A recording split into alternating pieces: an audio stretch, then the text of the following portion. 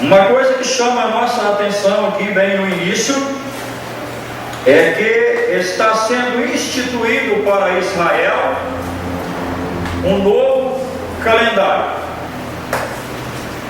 Israel até aqui eles estavam sendo regidos, ou eles viviam observando um calendário do Egito, o calendário civil do Egito.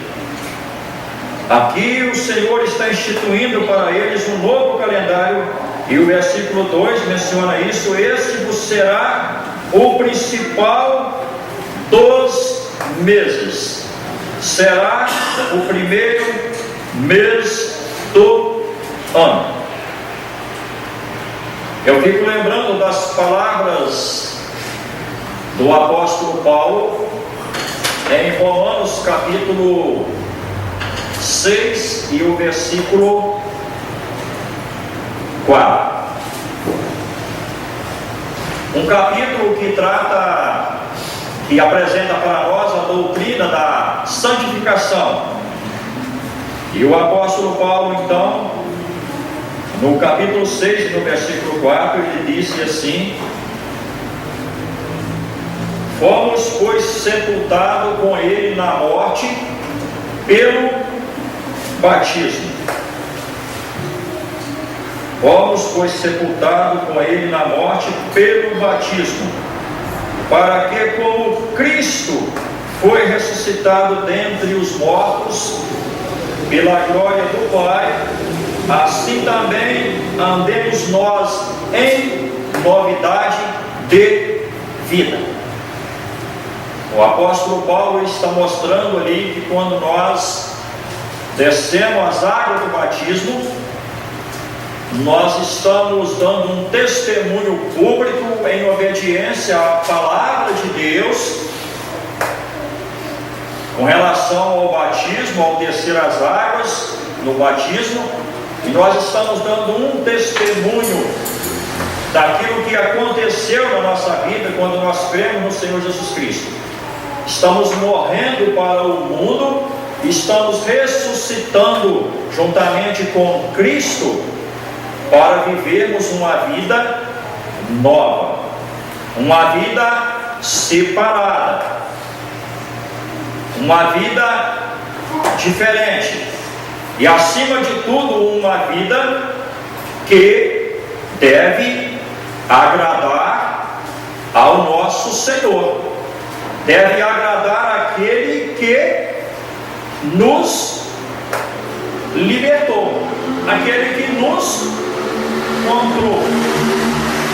Paulo, ele, na primeira carta aos Coríntios, capítulo 6, versículo 19 e 20, uma igreja que estava sob uma forte influência dos gregos, uma igreja que ela tinha deficiência em algumas áreas, e o apóstolo Paulo está chamando a atenção daqueles cristãos, e ele está dizendo: acaso, versículo 19 do capítulo 6, acaso não sabeis vós que sois o santuário, em outra versão, o templo do Espírito Santo, proveniente de Deus, e que não sois de vós mesmos? E ele disse no versículo 20: glorificai, pois, a Deus no vosso corpo, aos quais, os vossos membros, os quais pertencem a Deus. Ou melhor dizendo, porque fostes comprados por preço. Fostes comprado por preço. E ele coloca no advérbio de tempo: agora, pois, glorificai a Deus no vosso corpo. Interessante que esse advérbio agora, na Bíblia, ele tem dois aspectos. Em algumas situações ele exprime como uma emergência, mas aqui ele serve para demarcar ou denotar posição. Um exemplo bem claro disso é capítulo 3 e versículo 14 desse livro do Êxodo. Quando o Senhor disse para Moisés: vem agora e eu te enviarei. E logo à frente ele disse: vai, pois, agora. É uma urgência. Mas aqui ele está sendo colocado para demarcar uma posição. Agora, pois, glorificai a Deus no vosso corpo. Amados, isso é mandamento do Senhor. A salvação, ela é graça, é favor de Deus. Mas a nossa consagração a Ele pós a salvação é mandamento do Senhor. Ele requer isso de cada um de nós. Essa era a finalidade em que Ele estava libertando esse povo de Israel. E Ele então está mostrando no versículo 2 que este mês que será o principal dos meses, será o primeiro mês do ano. Eles estavam então iniciando um calendário novo, um calendário em que eles agora teriam as suas vidas regidas nesse calendário sagrado ou calendário religioso instituído por Deus, pós essa libertação que iria acontecer com a celebração da Páscoa.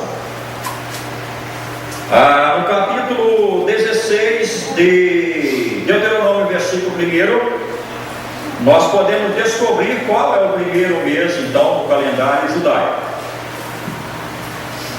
Capítulo 16 do Êxodo, versículo 1.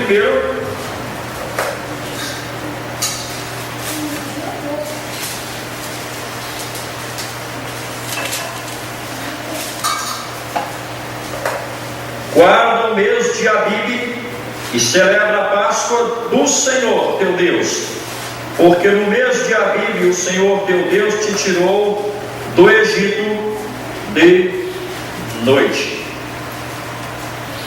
Então nós descobrimos aqui qual é o primeiro mês no calendário judaico. É o mês de Abibe. Nesse mês de Abibe vocês estão saindo de noite. Uma outra coisa que chama a nossa atenção, irmãos, é no versículo 5 ou no versículo 4.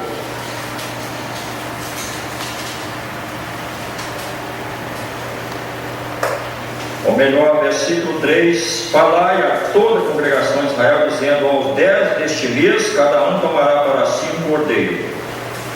Versículo 5: o cordeiro será sem defeito.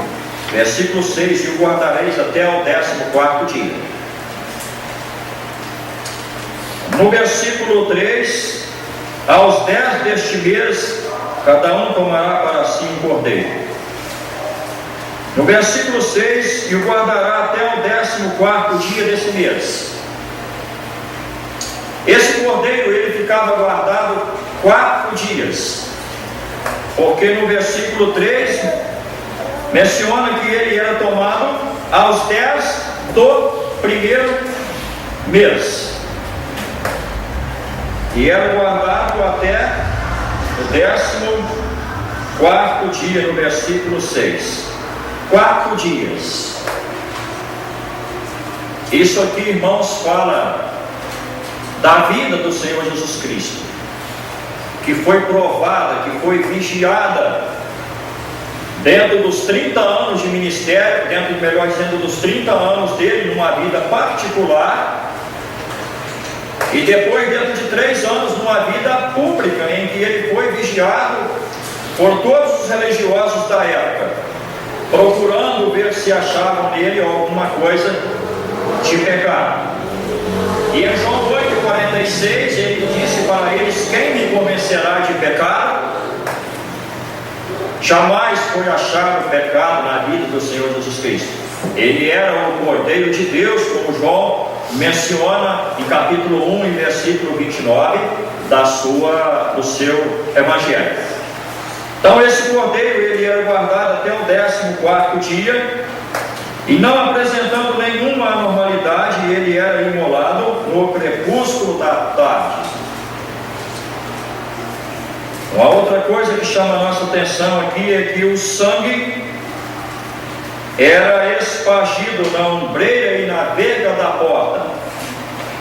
Aqui, amados, fala do sangue do Cordeiro que foi derramado na cruz, e que uma vez, quando nós nos apropriamos dele por fé, ele é suficiente para nos dar a salvação.